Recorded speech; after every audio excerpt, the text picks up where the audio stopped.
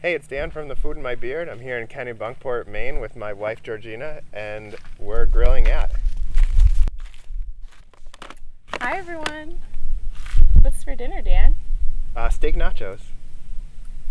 Again?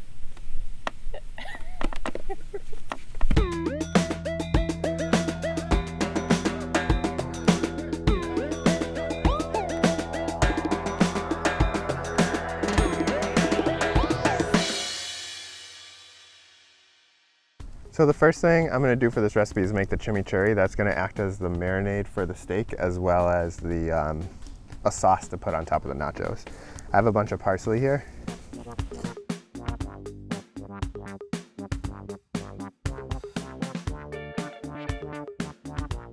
You can definitely do this in a food processor if you want, or a blender.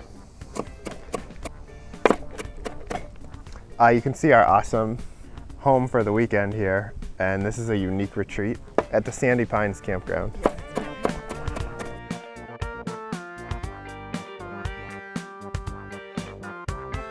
I tend to be a little shy on garlic sometimes when you're eating it raw because I think the flavor really, a little goes a long way. But for this, I'm gonna put 2 whole cloves in. I think you really want a strong garlic presence.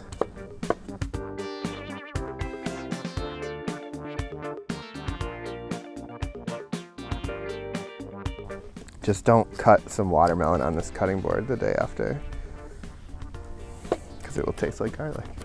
I was gonna say, what'll happen?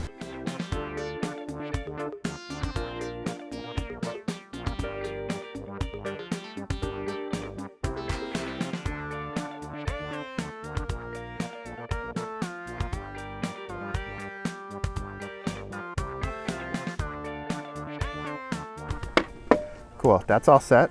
And I'm gonna take this nice skirt steak that we have here.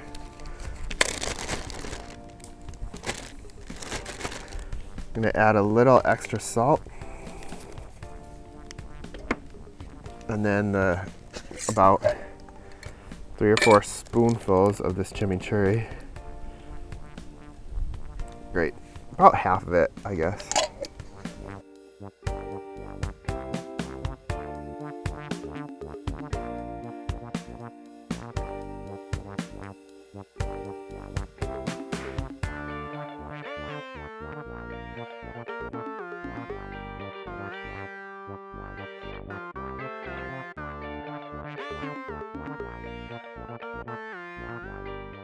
A lot of times you see campfire nachos and they look sad. The chips look soggy.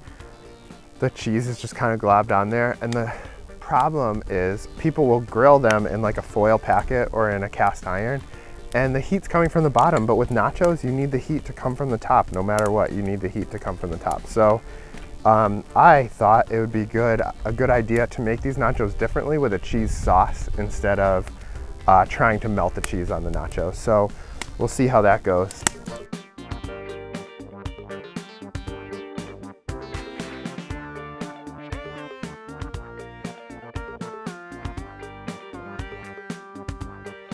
I'm gonna make the sauce now. I have evaporated milk right here. I'm just gonna pour into this. And bag of cornstarch. You don't wanna get pulled over with this.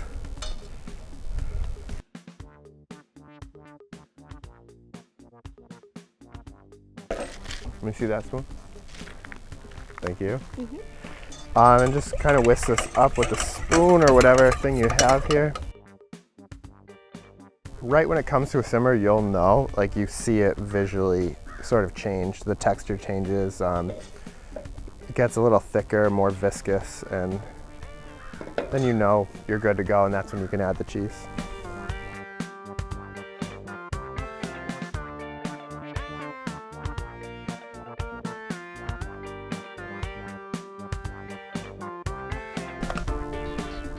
Great, that cheese sauce looks awesome. Last thing to do is put a cover on this, keep it warm and keep it near the grill. I'm gonna cook the steak and then build up the nachos.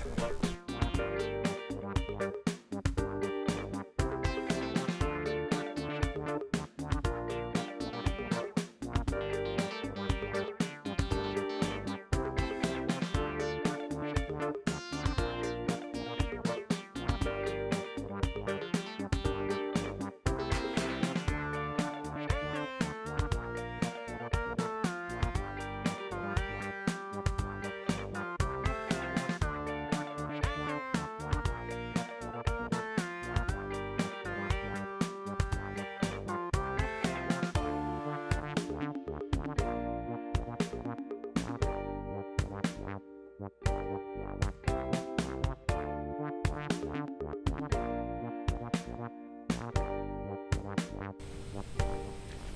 hungry yet? Starved. Here you go. Look at that. Yeah, it looks really good. I'm excited. I think the garlicky chimichurri is gonna go so well with the steak. It's kind of like an Argentinian nacho in a way.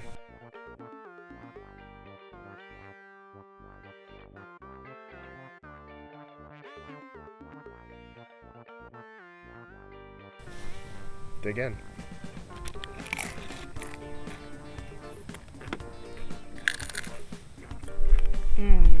Delicious.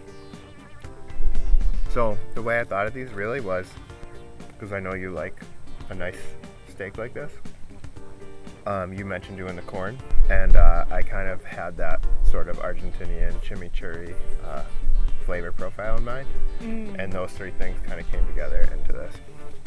Is it too garlicky? Are the kids gonna run away when we go to that thing later? Probably, but isn't it worth it?